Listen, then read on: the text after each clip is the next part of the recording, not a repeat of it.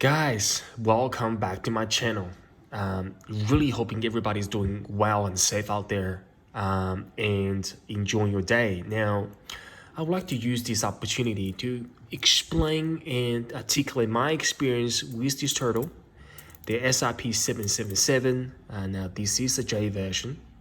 And I would like to make a point of why I believe, of my humble opinion, of my 2 cents, why I think you should pick this up. If you're new to the watch collecting journey, or you're already addicted to buying a beautiful watch here and then, or you like to add a piece of a watch that's so unique that you can confidently wearing at your day-to-day life, or people call this a beater watch. Okay, and I really like to break it down of my experience about this watch into 4 topics of my journey with this particular piece for the last about 10 months. Okay, now I'm just going to focusing on the noise that stick to the screen, and so we can go through them each individually. Now, first one will be the historical importance. Then we'll move on to the uniqueness of this watch, and I'll break it down, of course, to robustness, design, and the functionality. And then we'll move on to accessibility, and the last will be the value intention. Now, this is just my humble opinion. You don't have to listen to what I'm saying, but I believe I'm making a good point here. Now, let's start with the historical importance. Now, focus back to the watch. Now, Seiko, of its brand, is a well-known brand. There are tons of following of this brand. I don't have to mention too much about the brand, but just in terms of this SRP 777, as we call it, Turtle, it was we call it pretty much the reissue. I'm just gonna go focus on here of the Seiko 6309. As you can see, this is a vintage piece right there. The original piece was the model name after 6309, was issued in 1977. And you can see, if you compare to the Seiko reissue here, SRP 777, I believe came out 3 or 4 years ago, to the original piece. It is great. It is great. It's absolutely fantastic.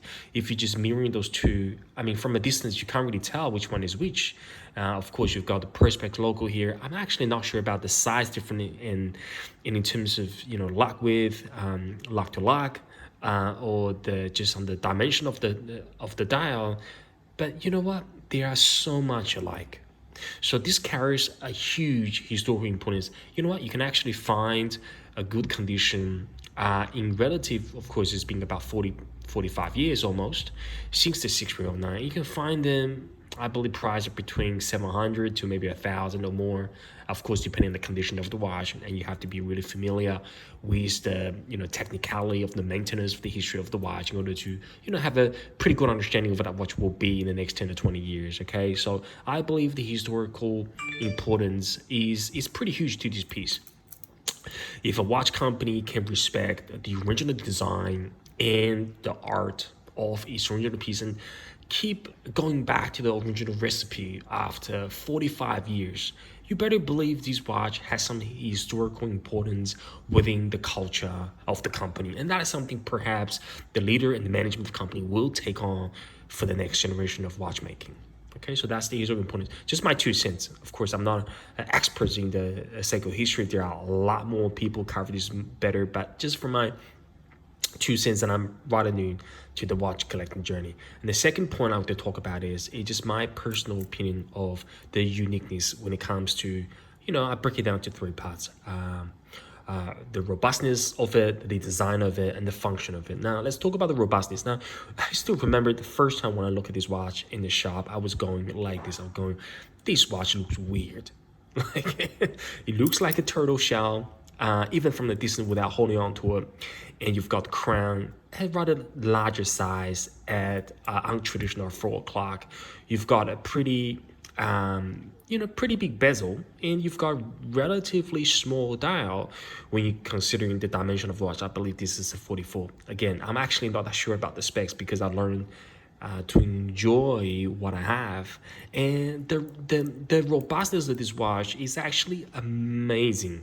The brushing quality, when you're holding this piece on your hands, you are holding a piece of watch that was engineered designed and really manufactured with a standard, with a crystal clear standards.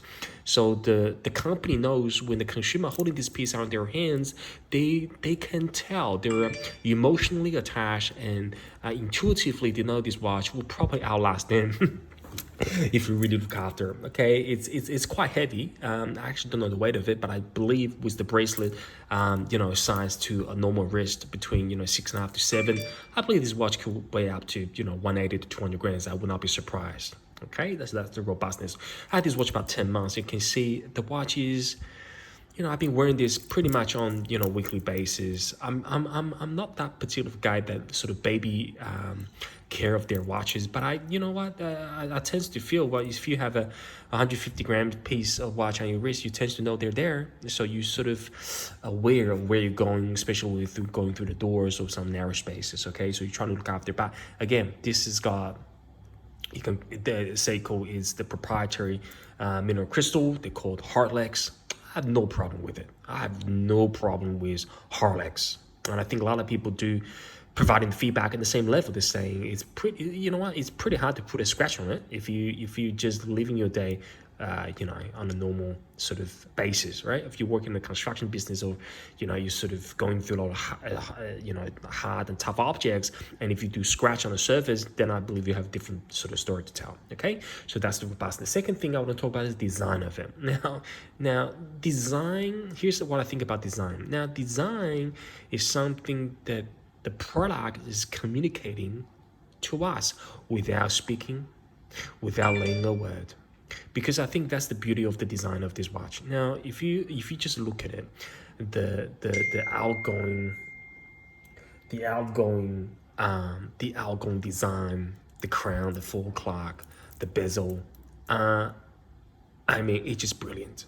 For me, this is brilliant. This is one of the design I think will last for the next 100 years, without a doubt. And you can see there are a lot of copycats, there are a lot of homage of the turtle. There's no doubt about it. People can build a great relationship emotionally with the design. I have no problem about that. And I think I am, I wasn't a lover at the first sight for this particular design, but when I had on my wrist for about 10 months, it's unbelievable. Okay, you should enjoy for the sake of the original intent. It is just absolutely beautiful. All right. The third thing I would like to talk about of the uniqueness is the function. Now, this is a diver. This is a certified diver, which means it actually had to went through a very strict standards in order to put a diver on here. Diver 200. Of course, the standards of Seiko manufacturing as good as can be. Of course, there's been a lot of complaints, a lot of feedbacks about the quality control for the last 24 months. Yeah, you know what? This piece is beautiful. This piece is absolutely beautiful. Is the chapter ring and the bezel and indices aligned? I think so at 100%, and I really enjoy it. Okay, so the function is great. You've got the bezel, 120 clicks. You've got a crown, very easy to adjust and pushing. So you've got that 200 reliable crown function. It's just amazing. It's truly amazing when it comes to function. You can wear it every day. You can wear it anywhere you go to. I think it suit well with a t-shirt. It will actually suit well with a shirt even. Of course, depending on your the shape of your wrist and your overall style. Okay, and the last thing, the second to last thing I like to talk about is accessibility. Now, as you know, Seiko is still making different colorway of turtle, and this is the SRP 777, which is the first one that came out when they decided to issue the turtle series. Now I think you can find this on the SRPE line. So the Seiko's still making them. They're not. I thought they were gonna to discontinue the watch, but I was very wrong. They're actually still making it. As everybody knows, they're making the King Seikos now, where sort of the Seiko's giving everybody what they want. I think with the with the ceramic bezel as well as sapphire crystal with Cyclops around the date. On personal, I think that's an awesome watch. I think the green looks great for that King Turtle. You know, there are a manta ray version. There are actually some limited or some special edition US coming out. They're all looking great. They look fantastic. Okay, and you know what? From a robust perspective, with the sapphire crystal and ceramic bezel, it's impossible to damage those watches. Right? For this, you've got the steel bezel. I believe you've got the Hardex crystal. It's actually more prone to damage. But you know what? My heart tells me I'm still sticking with my original SRP 777. Okay, it varies defined. You can still buy them SRPE. Of course, the K version is probably more easy to find than the J version, but I was very lucky to pick up the J version. It was reasonable price 10 months ago. So this will be my forever keeping part of my watches in my collection. Okay. The last thing I want to talk about is the value retention. Now, I know, like, what are you talking about? Value and retention is very often heard when people talking about, you know, thousands of dollars on a watch, or tens of thousands, or, you know, luxury brands or Swiss made brands or super luxury watches, right? Value retention, people treating them as investment. But you know, there's a point, right? Because we are working hard for our money, and we spend our money for the enjoyments of our material goods, and watch is one of them, right? But when it comes to this watch, the reason why I believe the value intention is there, number one, is because Seiko is going to be there. The shape, the design of the watch is going to be there the next 20 years, 10 years. The Turtle series is going to be there no matter how many I believe Willards or they're going to make. The Turtle will stand on as a core entry-level Seiko that's available for the next generations to come. So I believe the strategy is very clear that this shape, the design, the Turtle will last. And you know what comes back to it? When it comes to the end of it, if you decide to sell, it's always the product that came out first. Think about it. If you're the designer, project manager, or the team leader of a Seiko manufacturing process, when you be giving the orders, you're gonna manufacture the Seiko series with, you know, I think original was this SRP 777, 775, which was a gilt 773. I think it was a blue 779. I think it was the Pepsi, right? So that was the full model came out. So the people within the Seiko organization thought it very well. We're gonna have, no matter how many different colors we make, we will make a black one. And we'll make the black one very similar to the original one for people to relate to talk about. And I think it's great. They've done a fantastic job.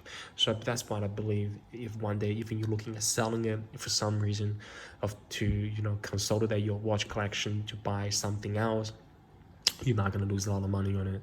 In Australia, you can currently buy this watch, I think, under 500, with the K version, originally on a strap. This is Seiko bracelet that I'm picking up from Nana Turtle. But the value retention is there. You're not going to lose a lot of money. And you know what? Sooner or later, this line will get discontinued without a doubt, I believe. Because in 10 years' time, everybody will doing watches with sapphire crystal. Maybe not ceramic bezel, depends on the feel of it. But this watch will have its own right on the history of the watches for the next 10-20 years. I truly believe so. I actually bought this watch, I think, at US dollars about 220. Anyway, I think I already doubled my money. If I want to sell it, I can sell it for 400 without a doubt. I think people will pick this up, especially in the condition that it's currently in. Okay, so again, guys, I hope you're doing fantastic no matter where you are, and I'll catch you next time. All right, bye guys for now.